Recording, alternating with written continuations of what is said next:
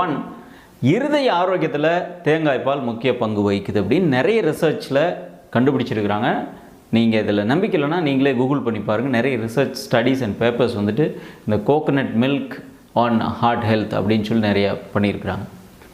ஏன் எப்படி இது ஹார்ட் ஹெல்த்துக்கு ஹெல்ப் பண்ணுது? இதில் சேச்சுரேட்டட் ஃபேட் அதிகம் இருந்தாலும் ஹார்ட்டு ஹெல்ப் பண்ணுது அப்படின்னா காரணம் என்னென்னா, பொதுவாக நம்ம பிளட்டில் இருக்கக்கூடிய ஃப்ரீ குளுக்கோஸ் அண்ட் ட்ரைக்ளிசரைட்ஸ் இதுதான் நம்ம இருதய அடைப்பு மற்றும் இருதய இரத்த நாளங்களில் கொழுப்பு படிம் உருவாகிறதுக்கு காரணமாகிறது.